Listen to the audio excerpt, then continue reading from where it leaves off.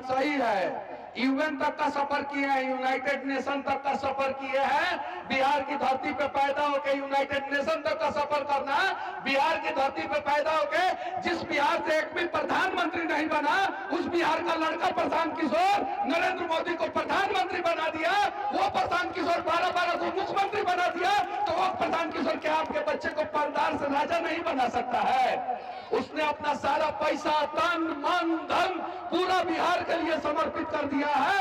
अब आप लोगों को जो है प्रशांत किशोर के साथ कदम से कदम मिलाकर चलना है। यकीन मानिए कि 5 से 10 साल के अंदर अंदर बिहार बदल जाएगा। जो लोग मंच के नीचे बैठे हुए हैं और आप लोगों के आशीर्वाद के कारण ही हम जैसे लोग जो है मंच तक पहुंच पाए हैं। अगर आप लोगों का आशीर्वाद नहीं मिलता तो शायद हम जैसे लोग जो है मंच तक नहीं पहुंच पाते। तो सबसे पहले मैं आप लोगों को प्रणाम करता हूं और आप लोगों को धन्यवाद देता हूं। साथ ही साथ गोपालगंज जिला के हमारे पार्टी के जिला अध्यक्ष, हमारे पार्टी के संभावित प्रत्याशी श्री मुकेश चौबे जी और मंच पे बैठे सभी गणमान्य व्यक्ति, उन सभी को तहे दिल से धन्यवाद जिन्होंने जो है मुझे यहाँ पे निमंत्रण दिया और मुझे यहाँ पे बुलाया। और बात हम लोग सिर्फ और सिर्फ बिहार बदलाव की करते हैं और हम लोग वोट की बात नहीं करते हैं। सिर्फ और सिर्फ बिहार बदलने की उम्मीद से हम लोग यहाँ पे आए हैं और उम्मीद है कि बिहार बदलने के इस मुहिम में आप सभी साथ देंगे। और अगर आप सभी साथ नहीं देंगे तो यकीन मानिए गोपालगंज से, कुचायकोट से और जलालपुर स्टेशन से जो है बहुत सारा ट्रेन चलता है, उसमें जो है आपका बच्चा जो है आलू प्याज की बोरी की तरह भर के दिल्ली मुंबई जाएगा कमाने और वहां पे मार खाएगा। और मार खाने के बाद अपने माई बाबू को फोन करके नहीं बताएगा कि रे माई हम मार खैले बानी मुंबई में, नहीं बताएगा। भाषा के नाम पे हमारे बच्चे को पीटा जा रहा है। कभी कभी जो है जाति और धर्म के नाम पे भी जो है उन्माद जो है फैलाया जाता है। और उन सब चीजों के बीच में सबसे ज्यादा नुकसान हमने के बिहारी के होता कि नहीं के होता बा। एक चीज हम रौनी के बतावे के चाहता नहीं, महाराष्ट्र से शिवसेना सबसे पहले बिहारी के मार के ना भगावे। सबसे पहले शिवसेना के जब राजनीति शुरू भई महाराष्ट्र में तो 70 और 80 के दशक में कर्नाटका और तमिलनाडु के लोग के मार के भगावत रहे शिवसेना। अभी वो लोग केकरा के मार के भगावेला? बिहारी के, तमिलनाडु के लोग उसे सीखलक लोग। और आज पूरा देश में 60% 4 व्हीलर तमिलनाडु में बनेला और अमेरिका के 40% सॉफ्टवेयर जो बाटे वो कर्नाटका के बेंगलुरु में बना था। अगर आज हमनी के प्रण ले सन तो 10 साल बाद जो लड़का आज मजदूर बनल बा ओकर लड़का यानी रौनी के पोता जौन होई, वो पोता जौन बाटे सॉफ्टवेयर कंपनी में इंजीनियर बनी। तब इंजीनियर बनावे के बाद मजदूर रौनी के बताए लगी। नहीं के समझ में आओ तो ताली मत बजाई लगी, देख के ना कि यहाँ एगो ताली बजा देनी तो रउआ बजावे लगनी। नहीं ना चली, समझ में आई तबे ताली बजाई। रउआ अपन बेटा के मजदूर बनावे के चाहता नहीं, पोता के मजदूर बनावे के चाहता नहीं कि सॉफ्टवेयर इंजीनियर रौनी के बताई लगी। कौन चीज बनावे के चाहता नहीं? सॉफ्टवेयर इंजीनियर बनावे चाहता नहीं ना। आज एगो पलदार हमरा मिला रलवन गोपालगंज से आवत रही, तब मोबाइल में वीडियो रिकॉर्ड कैनी हम। पलदार भाई साहब कहलवान कि 100 गो बोरा रोज उतारे नहीं, कहे गो 100 गो। विपुल चौबे जी भी रलवन वीडियो बनैनी है, डाल देम हम आज रात में या बिहान डाल देम, देखे में लगी। 100 गो बोरा रोज उतारे नहीं, 1 गो बोरा 1 क्विंटल के यानी 100 किलो के। आ घरे आके रोज पिए नहीं, कौची करे नहीं? रोज पिए नहीं। काहे पिए नहीं? काहे कि हमरा लेके 2 गो ऑप्शन बा। 100 गो बोरा अगर 1 क्विंटल के उतारे तो दर्द दूर करेला हमरा गोली खाए के पड़ी, न तो शराब पिए के पड़ी। गोली खाएम तब नींद आई ना तो शराब पियम तब नींद आई। अगर गोली खाएम तो 6 महीना बाद भैया हम मर जाएम, वैसे जोन बटे 50 रुपया के शराब 130 रुपया में खरीद के पिया नहीं, 700 रुपया कमानी एक दिन में और 130 रुपया का शराब पी के जोन बाटे सूते नहीं। रौनी के चाहता नहीं लगे, रौनी के बेटवा पलदारी करो वही गई चाहता नहीं लगी का तो हाथ उठा के बोली लगी वही के पलदार बनाओ के चाहता नहीं लगी, नैकी ना चाहत लगिन पलदार बनावे कहूंगी। अगर नैकी चाहत लगिन माई लगिन चाची लगिन बही लगिन, अगर पलदार नहीं के बनावे के अपन लड़का के तो बदल दी लगिन बिहार।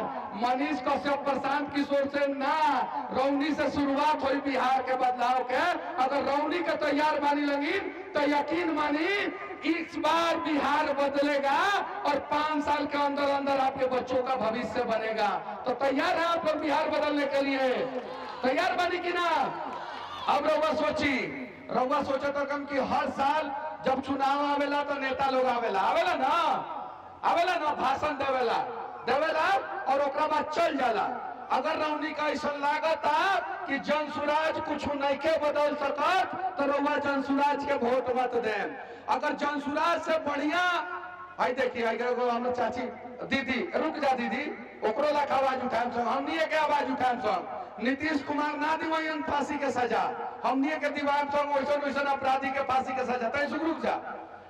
अगर रौनी के चाहता नहीं लगी कि बिहार बदलो तो एक बार रौनी के मौका देवे के पड़ी। कांग्रेस के रौनी के 45 साल जितैली लगी ना बिहार में, जितैनी कि ना? लालू जी के 15 साल देने लगी कि ना वोट? देनी लगी। नीतीश कुमार रौनिया के वोट से ना 20 साल से जौन बैठे मुख्यमंत्री बारन, प्रधानमंत्री के सपना देखत पूरा बिहार के बर्बाद कर दिला नीतीश कुमार। और पिछला 11-12 साल से मोदी जी प्रधानमंत्री रौनिया के वोट से ना बानी कि ना बानी? तो का रौनी के वोट से जौन बाटे नीतीश कुमार मुख्यमंत्री बन सकता, कांग्रेस 45 साल शासन कर सकता, मोदी जी प्रधानमंत्री बन सकता, तो रौनी के वोट से रौनी के बेटा राजा नहीं के बन सकत।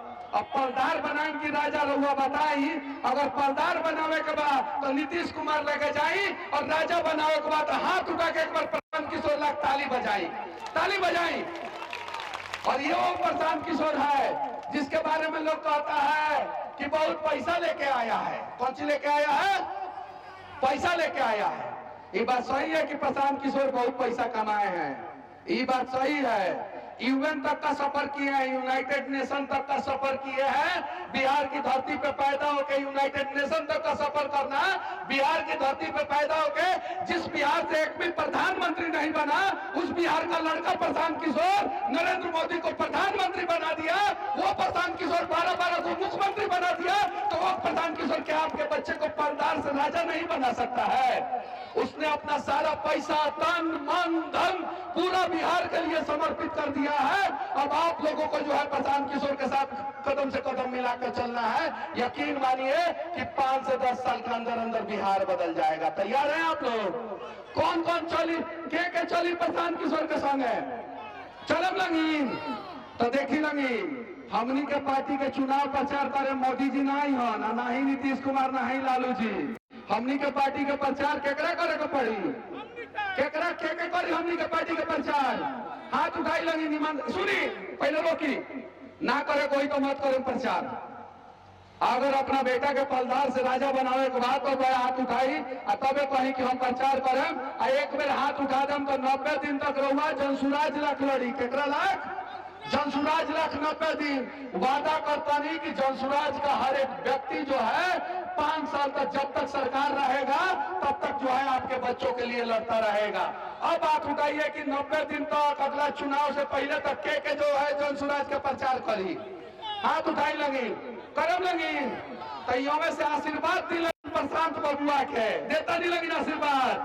वो प्रशांत बबुआ का अगर रौनी के दिल से आशीर्वाद दे लगी ना चाची लगी तो यकीन मानी लगी वो प्रशांत बबुआ जौन बाड़ो ना वो रौनी के बबुआ के रौनी के पोता के भविष्य बदल दी। हम इतना काबिल और टैलेंटेड बाड़ो।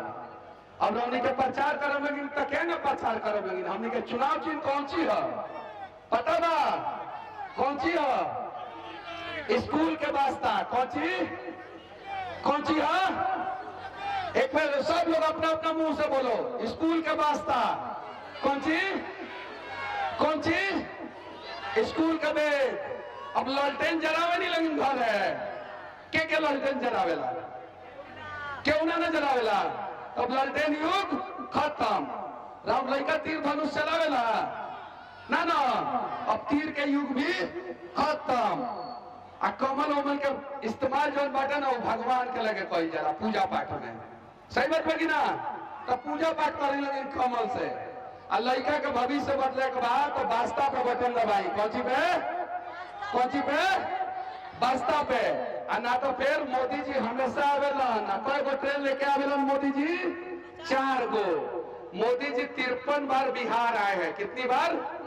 53 बार। और अगर हर बार एक फैक्ट्री खोले होते तो 53 गो फैक्ट्री बिहार में खुला होता। कितना फैक्ट्री खुला होता? 53 गो फैक्ट्री बिहार में खुला होता। लेकिन 53 बार आए हैं, हर बार जो है 2 गो 3 गो 4 गो 5 गो 6 गो 7 गो ट्रेन लेके आए हैं। कौन सी लेके आए हैं? ट्रेन। ताकि रौनी के मरद के, रौनी के लड़का के यहाँ से आराम से जौन बाटे बाहर फैक्ट्री में भेजल जा सको। कहाँ भेजल जा सको? बाहर फैक्ट्री में।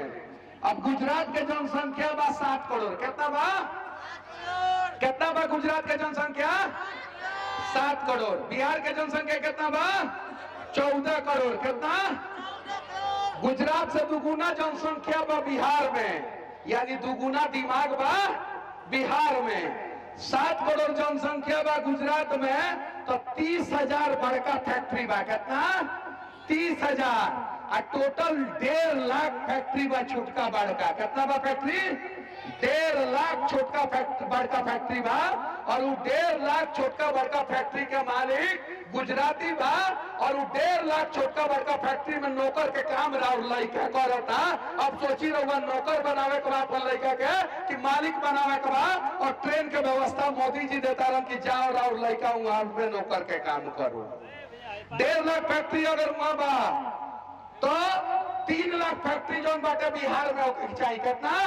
3 लाख। और अगर 3 लाख फैक्ट्री बिहार में रही तो राहुल लड़का उस फैक्ट्री में केहू मैनेजर रही, केहू वर्कर रही, और ईमानदारी से काम करके रौनी के हाथ से खाना बनैती लगी। और सवेरे खाना खा के हाथ में टिफिन लेके जाई और वहाँ काम करके 4 बजे शाम के आई, और फिर रात में अपना बाल बच्चा के संगे वो लड़कुआ रही। कितना अच्छा जिंदगी रही तू लड़कुआ के। वो लड़का के जिंदगी बर्बाद के कैल? नेता, पार्टी ना, हमनी के गलत लोग के वोट देके। के लोग के वोट देके? गलत लोग के। आज तक रौनी के वोट मरद लोग के कहला पे दिला बनी लगी। दिला बन लगी ना। रौनी के घर के मालिक को कहलन, लड़का कहलन कि फलानवा पार्टी के वोट दे दे। रौनी के दिला बन लगी ना। अब की दा अपना घर के मरद के हाथ पकड़ के लेके जाए, अब बूथ पे कहम अपना मरद से कि बटन दबावो बस्ता पे, कहे कि हमार लड़का के हमरा पोता के भविष्य बनावे के। तैयार बनी लगी? तैयार बनी लगी ना। और रौनी के अपना अपना घर के लक्ष्मी के बात माने लगी कि ना माने लगी? माने लगी ना। मेहरारू लोग के बात माने लगी ना। माने लगी। अब सुन ले बनी, ये विधानसभा के स्थिति बहुत कॉम्प्लिकेटेड बा बाटे ना। बाटे डर के मारे सन करू केहू बोलबे ना करेला, ना ना बोलेला। अब केहू बोलत नहीं के। अब सही में सब कोई के मुंह बंद हो गए। घुमा दी लगी ना कैमरा, घुमा दी लगी। अंग्रेजों से डर के मारे केहू ना बोलत रहे। तबे 200 साल देश गुलाम रहे ना। हंसी आवता लेकिन मुंह से बोली नहीं के निकलत। अब बताई लगी ये स्थिति में जो बटे कैसे काम होई, रोड कैसे सही होई, यूनिवर्सिटी यहाँ कैसे बनी, यहाँ पे कंपनी कैसे लगी, रौनी के बताई लगी। रौनी से पूछे के चाहता नहीं, चुपचाप प्रण ले ली लगी कि अपनी दाव हमनी के पूरा बिहार में बदलाव करे के बाद। अगर रौनी के चुनाव जो अब की दाव होके वाला बात, तब तक अगर लगातार प्रचार करने लगी तो प्रशांत बबुआ आ जनसुराज के जीत केहू नहीं के रोक सकत। आ जब जनसुराज जीती तो समझी राहुल लड़का जीती। तो वो अपन लड़का के जितावे के चाहते नहीं कि नहीं जितावे चाहते लगी ना। 1100 रुपया पेंशन मिला था। कितना? 1100। 1-2 महीना से। कितना दिन से? एक दो महीना से 20 साल में 20 रुपया ना बढ़ल, लेकिन प्रशांत किशोर जी के अहिला के वजह से जे पार्टी के एको गो विधायक सांसद नहीं के, ओकरा बावजूद सीधे 400 से 1100 हो गई। सरकार ने आम जनता सब लोग के पेंशन जो बाटे 2000 हुई। कितना हुई? 2000 पेंशन हुई। तो घर में अगर एगो सास ससुर बाटे लोग तो 4000 रुपया आई ना, तो दुख बीमारी में 4000 रुपया से काम चल जाए कि ना चल जाए? चल जाए ना। अस्पताल के स्थिति सही हुई। रौनी के अपन लड़का के सरकारी स्कूल में पढ़ावे के बाद तो सरकारी में पढ़ाई, और सरकारी में नहीं पढ़ावे के तो अपना आसपास के प्राइवेट स्कूल में पढ़ाई। वो लड़का के फीस के दी जन सुराज के सरकार, के दी जन सुराज के सरकार। लोग जहां पढ़ावे के बाद वहां पढ़ाई। साथ ही साथ 10,000 से लेके 15,000 तक के नौकरी के व्यवस्था जौन बाटे हमनी के यहाँ देम संग, ताकि 5-7 10,000 रुपया कमाए लायक केहू भी माँ बहन के लड़का मजबूरी में मजदूरी करे बाहर ना जाए। ये सारा व्यवस्था करे के बाटे। और हमनी का मीटर भागत न बा, बिजली के मीटर भागत न बा, तेज गति से भागता कि धीरे धीरे भागता?